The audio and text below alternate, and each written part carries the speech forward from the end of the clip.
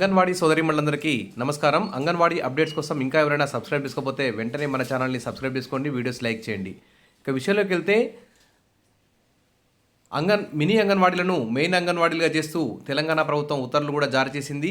ఇప్పటికీ 3-4 నెలలు కావస్తున్నా కానీ ఇంకా మెయిన్ అంగన్వాడీలుగా మార్చామని పేరే కానీ వారికి మినీ అంగన్వాడీల జీతమే ఇంకా చెల్లిస్తున్నారు.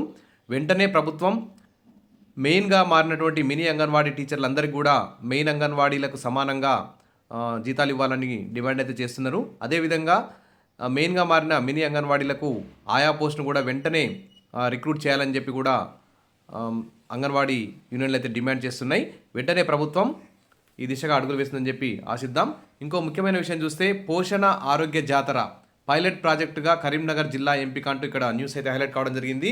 గ్రామీణ మహిళల ఆరోగ్యం, పరిసరాల పరిశుభ్రత, పోషకాహారం వంటి అంశాలపై విస్తృత స్థాయిలో అవగాహన కల్పించేందుకు మహిళా శిశు సంక్షేమ శాఖ ప్రత్యేక దృష్టి అయితే సారించింది. మరి ఈ పోషణ ఆరోగ్య జాతర అమలుకు కరీంనగర్ జిల్లాను పైలట్ ప్రాజెక్టుగా ఏర్పాటు చేశారు. ఇక్కడ కార్యక్రమం విజయవంతమైతే అన్ని జిల్లాలకు విస్తరించాలని ప్రభుత్వం అయితే భావిస్తుంది. ఈ కార్యక్రమాన్ని ఐక్యరాజ్య సమితికి చెందినటువంటి యూనిసెఫ్ సహకారంతో నిర్వహిస్తున్నారు. ఇటీవల ఈ పోషణ జాతరపై జిల్లా కలెక్టర్ పమేలా సత్పతి సమావేశ మందిరంలో సమీక్ష అయితే నిర్వహించి అధికారులకు దిశానిర్దేశం చేశారు. ఈ నెల 22నే ఈ కార్యక్రమం అయితే ప్రారంభమైంది.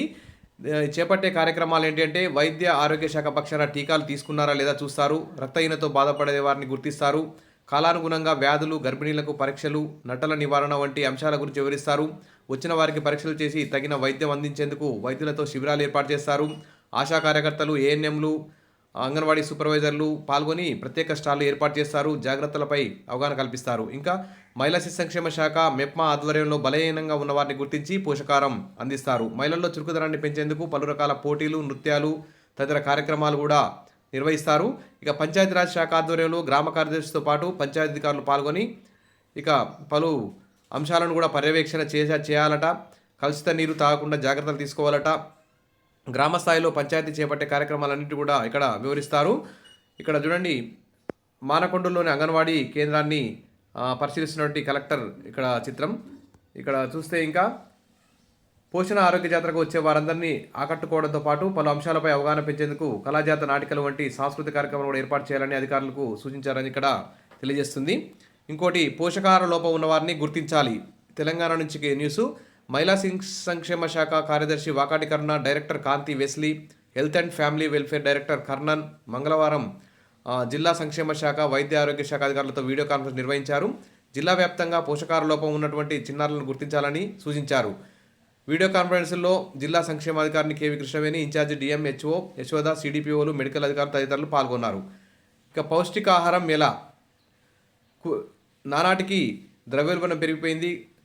వర్షాభావ పరిస్థితుల వల్ల కూరగాయల రేట్లు కూడా పెరిగిపోయాయి. మరి ఈ ప్రభుత్వాలు చెల్లించే అతి తక్కువ మెస్ బిల్లులతో మరి ఏ విధంగా నాణ్యమైనటువంటి పోషకాలను అందించాలని చెప్పేసి అంగన్వాడీ టీచర్లు, ఆయాలు, అదేవిధంగా హాస్టల్స్ చెందినటువంటి అధికారులు అందరూ కూడా ఇక్కడ వాపోతున్నారు. సరే, ఏది ఏమైనా ప్రభుత్వం వెంటనే మెస్ బిల్లు కూడా పెంచాలి, పెండింగ్ బిల్లు లేకుండా చేయాలి.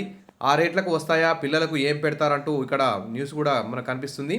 కాబట్టి ప్రభుత్వం వెంటనే పెరిగిన ధరలకు అనుగుణంగా మెస్ బిల్లు కూడా పెంచాలి. వాటిని వెంటనే విడుదల చేయాలి. అంగన్వాడీ టీచర్లు, ఆయాల యొక్క జీతాలు పెంచాలి.